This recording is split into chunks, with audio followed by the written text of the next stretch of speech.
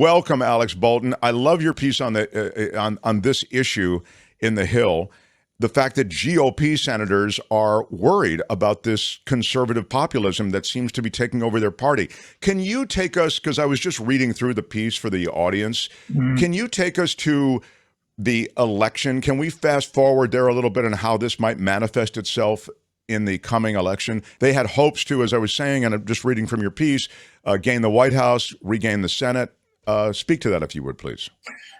Well, I mean, the bottom line is that the Republican base is really entranced with this populism, this conservative populism, and I think it can fairly be called a radical conservative populism. But it doesn't appear that, or it seems unlikely that this is going to, be all that popular with independent voters, with centrists, even with some moderate Republicans. And the whole Democratic strategy going to 2024 is to portray the Republican Party as extremist. And if Donald Trump is the nominee, I think they feel that they can do that quite effectively. And even if Florida Governor Ron DeSantis is the nominee, who's kind of running as a Trump light candidate, I think Democrats feel that they have that they have a good shot at doing that as well, painting the Republicans as extremist. And the critical element here are the suburban women voters. That's the portion of the electorate that at least Senate Republican leader Mitch McConnell has identified as critical. You've got to win them over.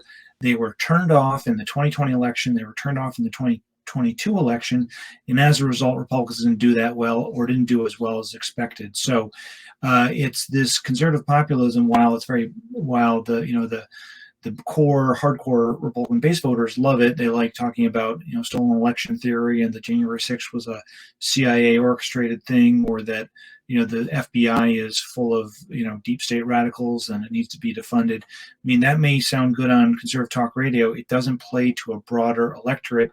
Makes it tough to win states even like Montana or Ohio, which are Republican leaning. Speak to the Tuberville stuff, where he's essentially blocking all of these confirmations, and how that ripple effect is manifested in political terms.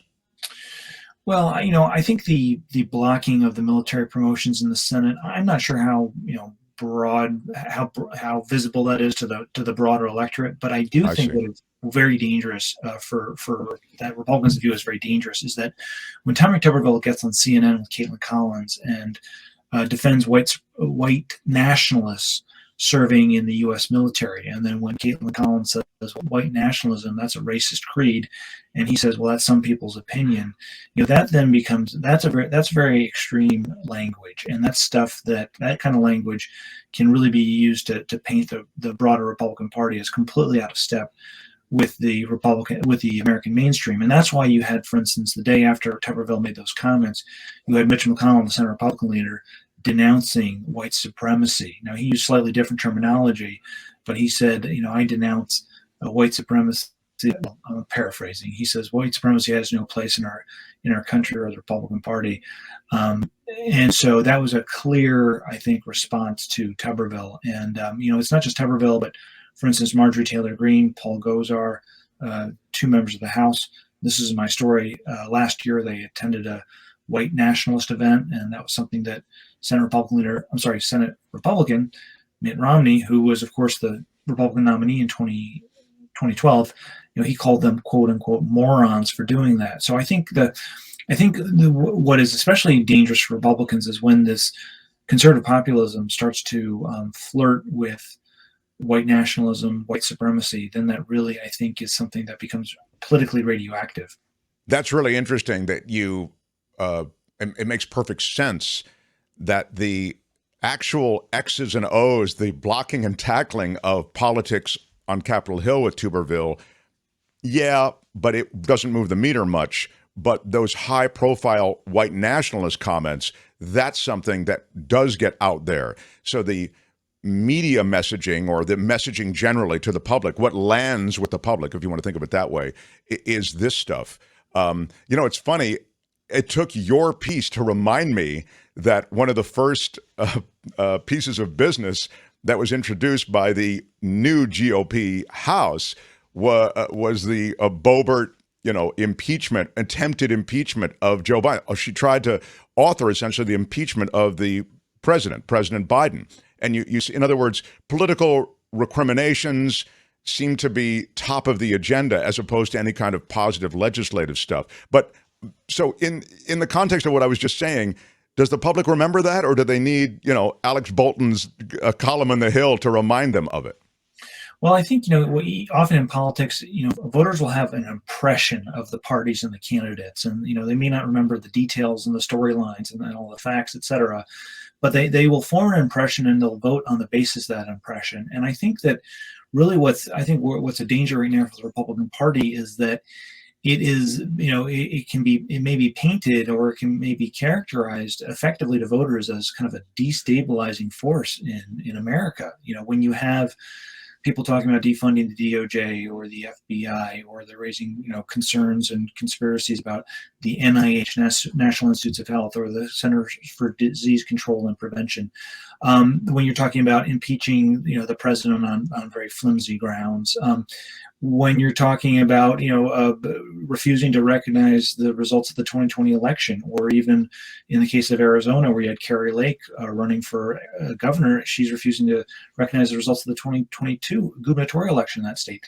These things are destabilizing, or at least can be characterized as fundamentally destabilizing to the country. And it's not just Democrats saying that. Based on my story was talking to Senate Republicans who they themselves are concerned because they see this as destabilizing. They see it as making it tougher to govern. And, at the end of the day, Americans don't spend that much time thinking about politics. Yeah, there are political junkies who, maybe watch this show, for instance, but most Americans don't think that much about politics. But what gives them a queasy feeling is this idea that that American politics are becoming so dysfunctional that's destabilizing, that it can hurt their futures, it can hurt their job security, their family security, just the fabric of American life. And I think some of the rhetoric and kind of populism in the Republican Party or on the right is starting to get worrisome, not just for independents and Democrats, but even for some Republicans who've been in the party in some cases for decades. I mean, they're true blue rock rib Republicans, but when when it starts to get into these kind of outlandish theories of the FBI or the CIA somehow was orchestrating the violence on January 6th, or that the 2020 election was stolen, those are things that are just so they go beyond polarizing. They're destabilizing, and I think I don't think anyone's taking. It's not just Democratic rhetoric that America's democracy is at stake. I think there's some Republicans who, at least privately, fear the same as well. Now, not many of them are willing to speak out about it publicly. I mean, the one senator I did quote on the record was Lisa Murkowski, and she said that she encounters longtime Republicans who wonder how they can stay in the party as it gets increasingly outlandish. And so, I think that's why some Republicans, like for instance John Thune and Mike Rounds, are endorsing Tim Scott. They see him as a traditional Republican, a guy who's a unifying force in politics, who could win the White House if he ran against Biden, who could bring the country together.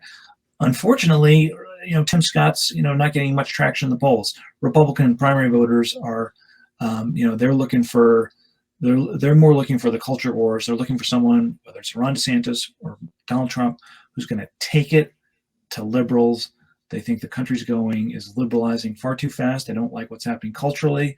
They're angry that Bud Light has a spokesperson who's transgender. They feel that this is the country is falling apart, and they want a fighter who's going to take it to their perceived enemies. So you really have. I mean, it's incredible tension right now within the Republican Party. That's just so well said. I mean, I think there's a quality to Trump's success and the success of some of these other GOP high-profile members of that party that is associated with owning the libs.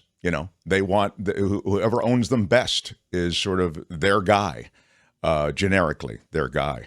But look, loved your piece, and for just the reasons that we were kind of talking about, because you do, again, Murkowski is the only one who's on the record with her name, but you do quote and speak to a lot of GOP senators who are concerned about this radical conservative populism. Hi, it's Mark, and I thought that was great.